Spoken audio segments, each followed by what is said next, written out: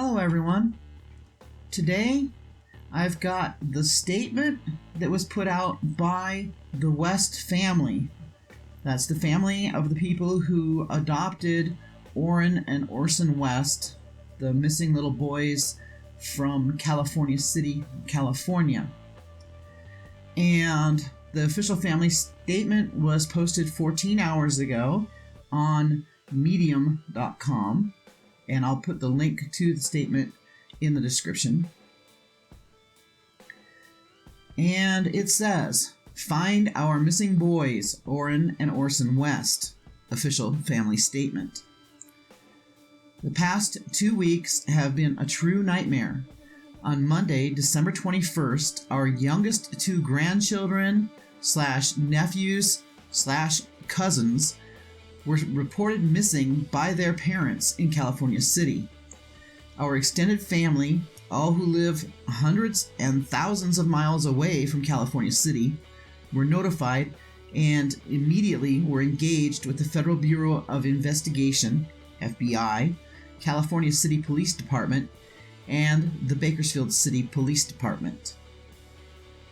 And right there, that gives me a lot of confidence in this investigation and the investment of law enforcement, because they have obviously immediately been doing their due diligence, contacting the family and really getting into trying to find these boys and what happened. Okay, next paragraph. Our priority is to find out where the boys are and their safe return.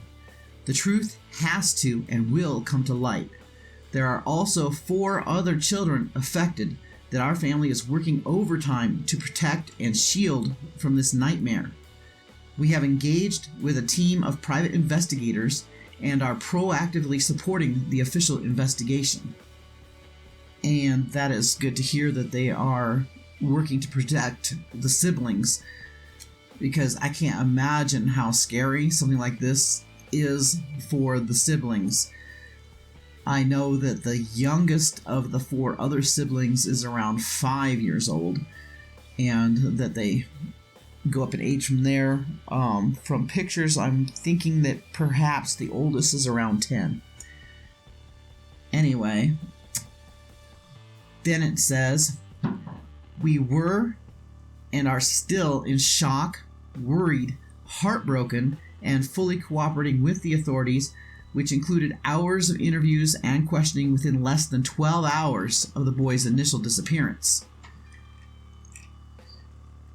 Wow, that had to have been really rough, because you barely even know that the kids are missing, can't even process that before you're doing interviews. But that is a good way to get an immediate read on the family members and the knowledge. So I commend the law enforcement on that. Next paragraph. It should be noted that the 2 brothers are the youngest of 4 adopted siblings and share 2 older siblings who are the biological children of their adoptive parents. That is 6 children in total who are our primary focus.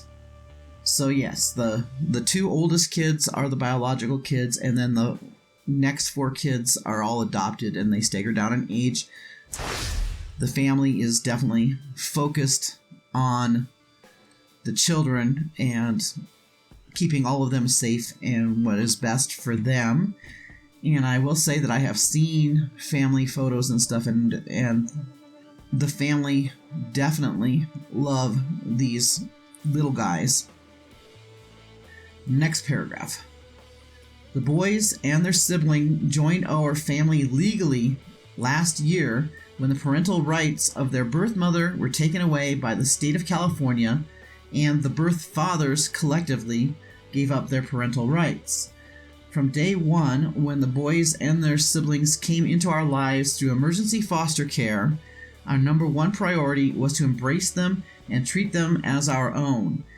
When the approval to adopt was granted last year, we were ecstatic that they would have a permanent home. We will not disparage or bash the biological family of the boys, but it should be noted that they were placed into the system for various reasons and were adopted as a result. We are sure the pain and anger we feel is also felt by the biological family, and our hearts go out to them. Well, I noticed a couple things with this statement. It's good that they are empathetic with the biological family and the pain and the anger that the biological family is feeling, and I appreciate the sentiment of their hearts going out to them, but there's a little bit of contradiction in here, because while they're stating that they're not going to disparage or bash the biological family, they do point out a couple times that the boys were taken away, and they mention that the boys were placed in their family through emergency foster care, and they point out that the birth fathers gave up the parental rights. So while saying that they're not disparaging the family, it sounds a little bit like they are. But this is a very emotional time, and I think we can just give them that at this point. Next paragraph. There have been speculation and theories as to why we, the extended family, are not physically leading the volunteer search efforts on the ground in California City, and why we have avoided the press. Those theories do not reflect that in less than 24 hours of the disappearance of the boys, our extended family started receiving threats of physical violence, including death threats. Family members who live thousands of miles away have also received these same threats. We were advised appropriately to avoid public spaces and crowds given the immediacy and intensity of these threats. In fact, the boys' home has been pelted with rocks, windows have been broken, and vandals have attempted to break in. While we understand the anger and frustration felt by so many, this type of response has complicated our ability to lean in fully and has distracted from the actual search. All threats have been taken seriously by the FBI and local law enforcement. Wow. I have read some news reports that have documented that there is vandalism going on at the West family home in California City. And I have seen and heard footage of very angry crowds.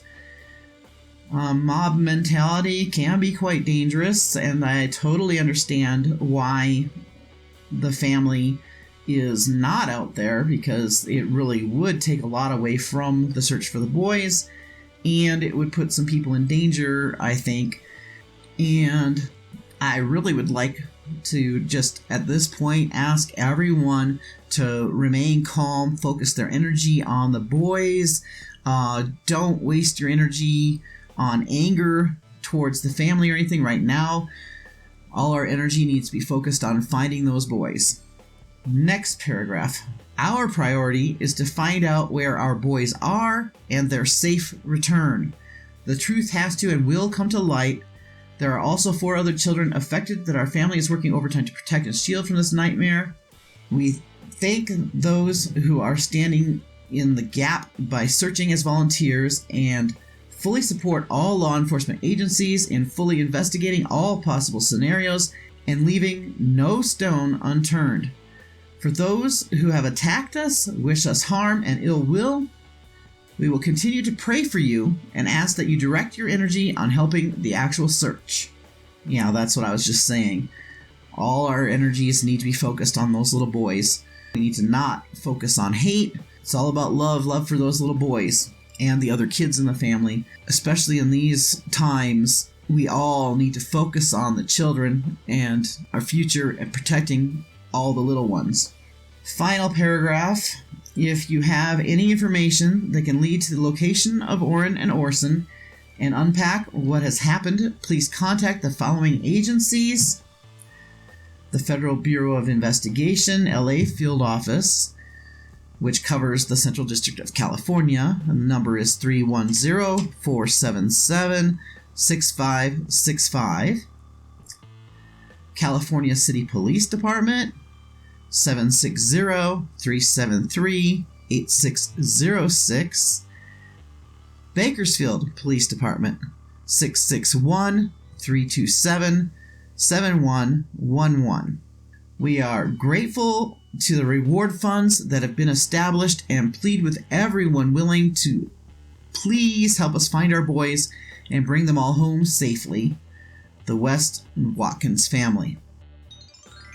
And speaking of the reward funds, some local business people in California City have really stepped up, and through their 2 businesses, they have made 2 separate $10,000 donations for reward for the return of Orson and Orrin. Let's send up prayers and smoke for these little boys. Bring them home safe. Thank you for watching Another Day in the Car with JuleZ.